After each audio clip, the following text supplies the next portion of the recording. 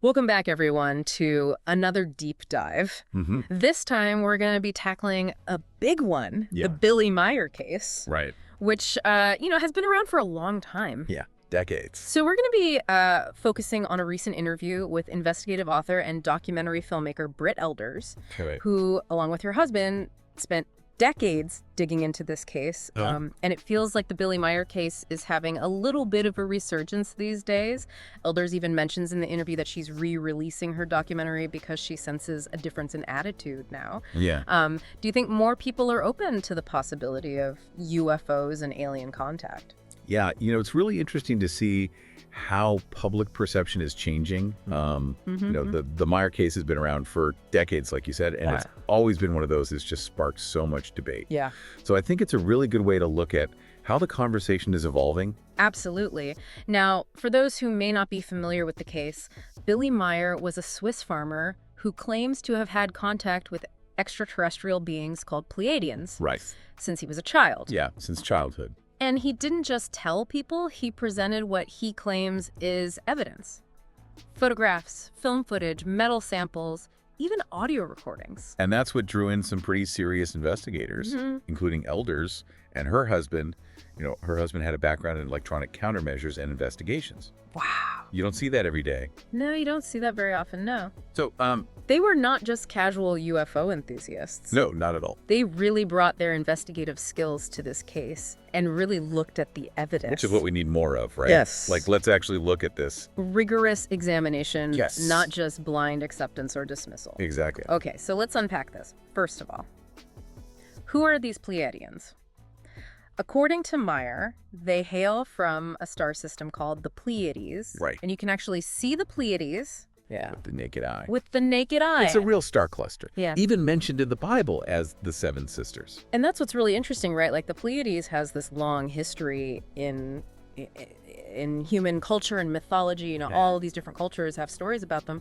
And so when Meier introduces the Pleiadians, it's like it taps into this thing that we already kind of have in our collective consciousness. Right, yeah. And makes it that much more, intriguing. Okay, but why Meier? Out of all the people on Earth, why this Swiss farmer? Why would these advanced beings choose him as their, spokesperson? Yeah. Well, Meier claims that the Pleiadians had been watching him for years. Yeah. And that they chose him because of specific energy signature that he has, something about a past life connection.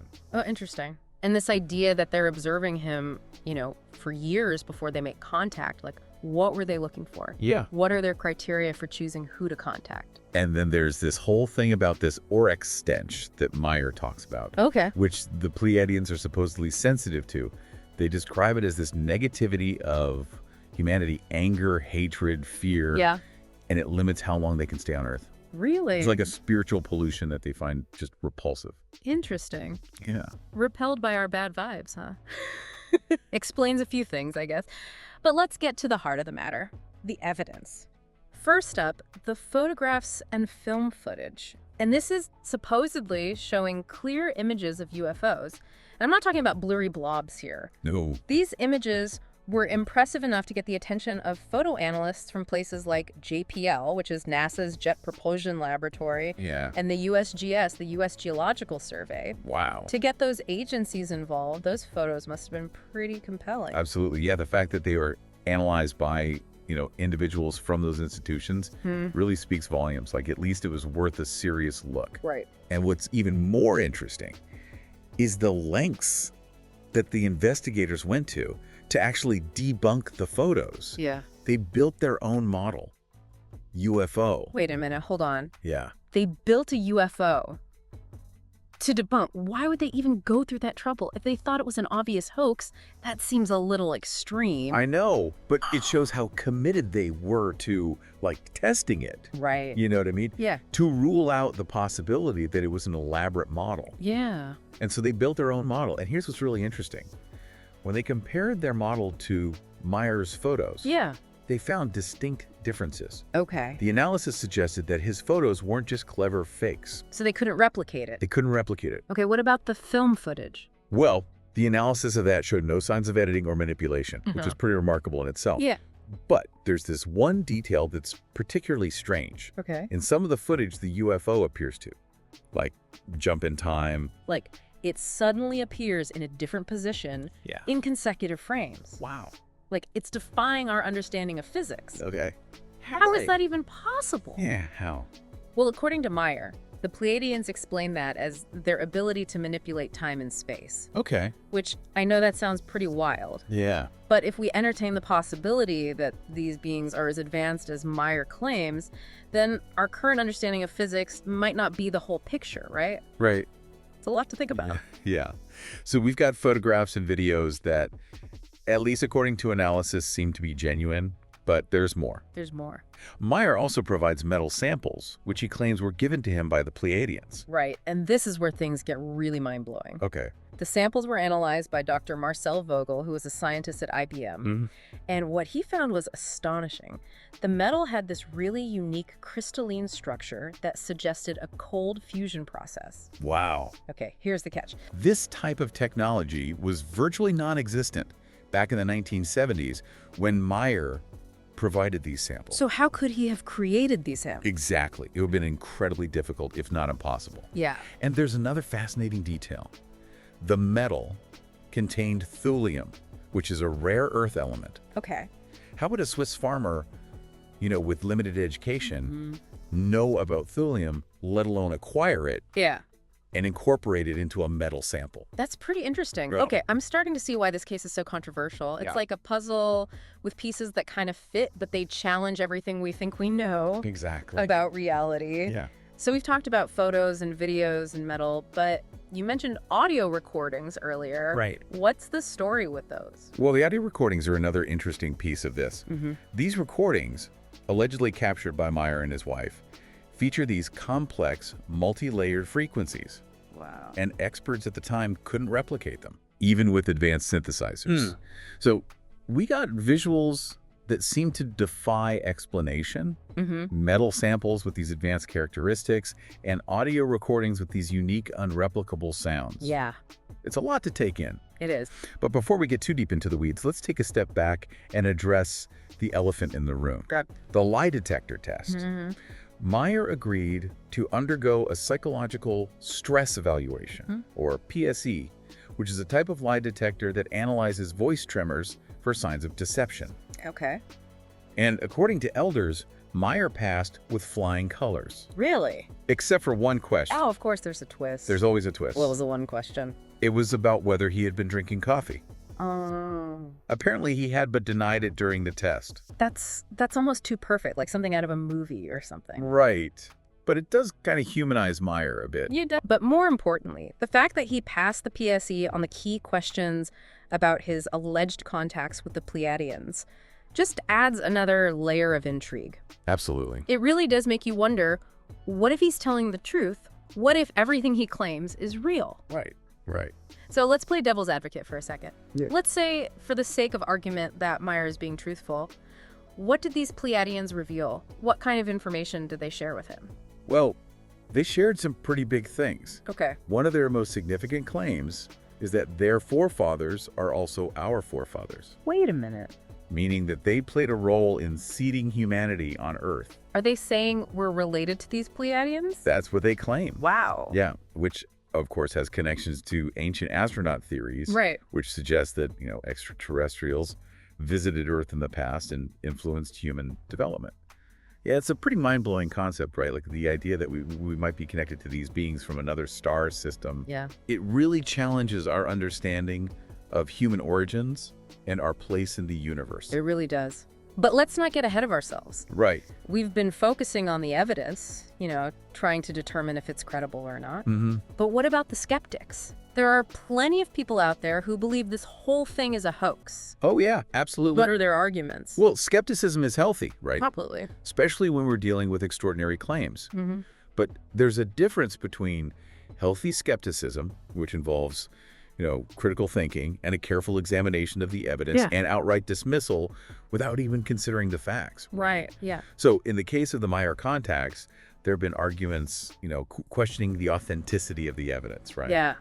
Some people say that the photos and film footage could have been faked, while others question the reliability of witnesses or the analysis of the metal samples and audio recordings. But wouldn't those kinds of arguments apply to, almost any UFO case? Yeah. It seems like there's always someone ready to debunk the evidence, no matter how compelling it might seem. That's true. There's always room for debate and healthy skepticism. Yeah. But I think what makes the Meier case so intriguing is the sheer volume and variety of evidence. It's not just one blurry photo or a single witness testimony. Yeah. We're talking about decades of alleged contacts, hundreds of photos and film footage, metal samples, audio recordings, even that lie detector test that we discussed. It's a pretty extensive body of evidence. Yeah. And to just dismiss it all as a hoax would require some pretty elaborate explanations, don't you think? It definitely seems like a lot to fake, especially over such a long period of time. Yeah, exactly. So where do you personally land on all of this? Oh, wow. Do you believe Meier's claims? It's not really about belief, right? It's about the evidence. Okay. And as Elders presents it, the evidence in this case is undeniably compelling. The level of detail, the scientific analysis, the consistency of the claims over decades, it's hard to just sweep it all under the rug as like a simple hoax. You know what I mean? Yeah, right. Of course, each individual has to weigh the evidence and come to their own conclusions. Right. But I think it's safe to say that this case deserves a closer look. I agree. It's definitely not something you can just easily dismiss. No. So let's shift gears for a moment and talk about the bigger picture. Okay. What is the Meier case, assuming there's some truth to it? Tell us about the possibility of extraterrestrial life visiting Earth. Well, if authentic, the Meier case would be one of the strongest pieces of evidence we have that we are not alone in the universe. Right. Right. Yeah. And it goes beyond just like a quick visit. According to Meier, the Pleiadians have been interacting with humanity for a very long time. Wow. Observing us, Yeah. perhaps even subtly guiding our development. Interesting. It really challenges, I think, our anthropocentric view of the universe. Right. And forces us to consider a cosmic reality far more complex than we can currently imagine. It really makes you wonder what else is out there. Yeah, for sure. If they're visiting us, then who else might be? Exactly right. Like, the universe is vast, and this suggests it's not as empty as we think. Right. But, it also raises some unsettling questions. Sure. If these beings are so advanced, why don't they just, make open contact? Yeah. Why all this secrecy? Well, Elders does address that in the interview. Okay. She explains that according to Meier, the Pleiadians chose him specifically to share a message with humanity. Yeah. A message that, we're not alone and that we need to take responsibility for our actions. Right. And they believe that open contact would be too disruptive, potentially even harmful, given our current level of, development. Yeah. That's a common theme in contactee accounts. This idea that we're not quite ready. Yeah. And it makes you think, well, what would it take for us to be ready? What changes would we need to make as a species to earn the trust of these advanced beings? It's a really big question. Yeah. Speaking of big questions, Yeah. Elders also brings up the government's role in UFO disclosure. Right. She seems convinced that they're withholding information, perhaps to avoid mass panic or maybe to protect their own interests. Yeah, the question of government involvement in UFO secrecy is a complex one, right? I mean, there's a lot of speculation out there, but, it's important to be cautious about jumping to conclusions. Right. I mean, there are legitimate national security concerns when dealing with, unidentified aerial phenomena. Yeah. But there's also this growing sense that, the public has a right to know what's going on, Yeah. what the government knows. Yeah, it's a tricky balance, right? Yeah, National security versus transparency. right. But I think we can all agree that more open dialogue Yeah. and sharing of information is crucial if we want to understand this phenomenon. Absolutely, yeah. Secrecy just breeds distrust, and it fuels all sorts of conspiracy theories. Exactly. Openness, on the other hand, fosters trust and allows for a much more informed and rational public discourse. I couldn't agree more. So, what can we as individuals do to encourage more transparency and foster a more open-minded approach to this phenomenon? Well, Elders suggests a pretty interesting idea. Okay. Creating a centralized repository Oh. for UFO stories and experiences. Yeah. A place where people can share their encounters without fear of ridicule or judgment. Yeah. And this could be a valuable resource Yeah. for researchers, allowing them to analyze patterns and trends, Right. separate, genuine experiences from myth identifications or hoaxes, and really just get a more comprehensive understanding of the phenomenon. That's a fascinating idea. It's like crowdsourcing the search for truth. Yeah. A global database of UFO encounters, Yeah. which could help us to move beyond individual anecdotes and really start to see the bigger picture. And maybe, just maybe, it could lead us closer to the truth. Absolutely. Yeah, it would be a pretty significant step forward. Huge. Because right now, UFO research is often very fragmented Yeah. and relies a lot on anecdotal evidence. Right. This kind of centralized database could bring more structure and rigor to the field, Yeah. allowing for more meaningful analysis and potentially leading to, some groundbreaking discoveries. Absolutely. Okay, so we've talked about the evidence, the implications of Meier's claims, and the need for more transparency. But Elders also mentioned something pretty fascinating. Okay. The possibility that there might be different types of extraterrestrial beings visiting Earth. Right. She talks about encountering, Nordic-looking beings, small gray beings, Yeah. even beings with goat-like features. Oh, okay. Yeah, it's just this reminder that the extraterrestrial landscape could be incredibly diverse. Yeah. We might be dealing with multiple species, each with their own motivations and levels of interaction with humanity. It really challenges our assumptions about, what extraterrestrial life might look like and how they might behave. It's not just, this one monolithic alien civilization. Right.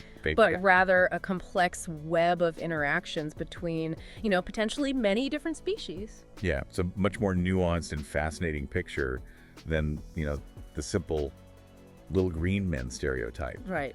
And it raises even more questions. If there are multiple species visiting Earth, what are their relationships with each other? Yeah. Are they all here for the same reasons? Right. It gets complicated quickly. And here's where things get even weirder. Okay. Elders even suggests that some extraterrestrials might be living among us disguised as humans. Oh, wow. I mean, that sounds like something straight out of a science fiction movie. I know, right? But it's a mind-boggling concept. Yeah. But if we consider, the possibility of advanced technologies that could alter appearances or even create convincing biological disguises, it becomes a little bit less far-fetched. Okay. Okay, my brain is officially fried. I know. We've gone from time travel to rare metals to ancient connections to a cosmic event clock, and now we're talking about aliens walking among us. It's a lot, I know. I need a break. Yeah, it's a lot to process. Yeah. But that's the beauty of, exploring these topics. Yeah. It forces us to, expand our thinking, challenge our assumptions, and really embrace the unknown. Right. And who knows, maybe some of these seemingly outlandish ideas will turn out to be closer to reality than we currently imagine. Well said. So before we wrap up this deep dive into the Billy Meier case, there's one more point I want to touch on. Okay. Elders mentions this concept of auric stench, which she describes as the negativity and anger that humans emit. Right. And apparently the Pleiadians are quite sensitive to it. It's a fascinating concept. It suggests that, our emotions actually have a tangible impact. It's a sort of energetic signature that can be perceived by other beings. Right.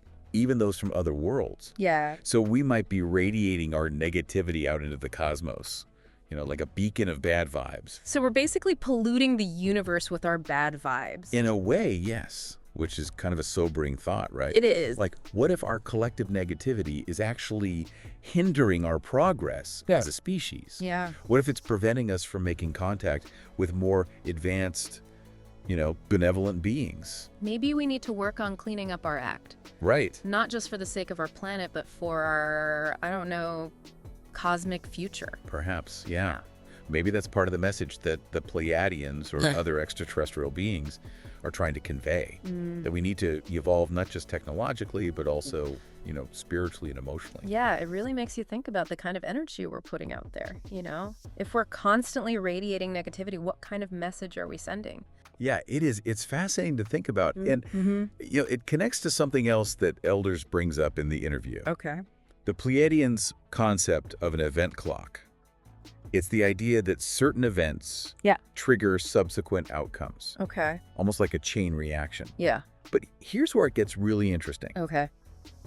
They emphasize that we have free will, suggesting that we're not just pawns in some, predetermined cosmic game. So it's not like a fixed destiny. Not necessarily, no. They seem to acknowledge that time is complex and choice plays a role. Right. But they did make specific predictions based on their understanding of this event clock. Okay. Like, for example, they reportedly predicted the assassination of Anwar Sadat, the president of Egypt. Wow. With details that contradicted initial reports, but were later confirmed. That's a bit unnerving. It is, yeah. It is. To think they might have insights into future events. Right. It raises all sorts of questions about, what they know and how they know it. Yeah, and if their predictions about the event clock are accurate, Yeah. what else might be in store for humanity? I know, it's a big question, right? Yeah. It definitely leaves us with a sense of mystery about the future. Yeah. But it also emphasizes the importance of our choices. Mm. If we have the power to influence the course of events, as they suggest, then we have a responsibility to make wise choices. Right.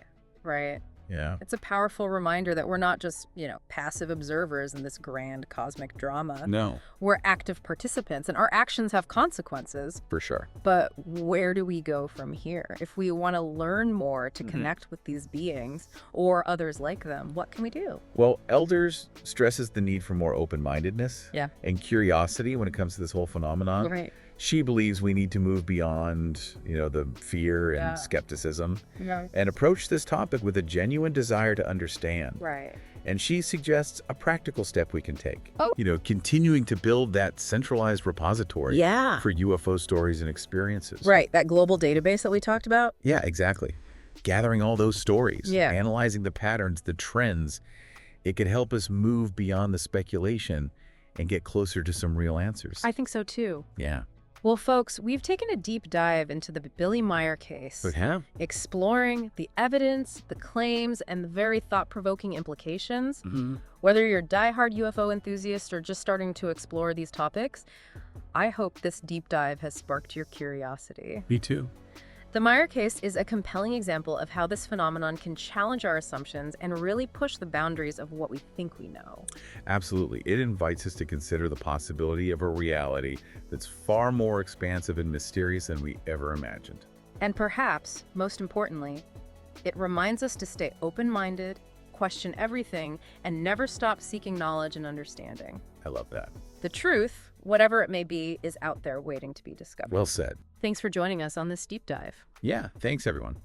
We'll be back again soon to explore another fascinating topic together.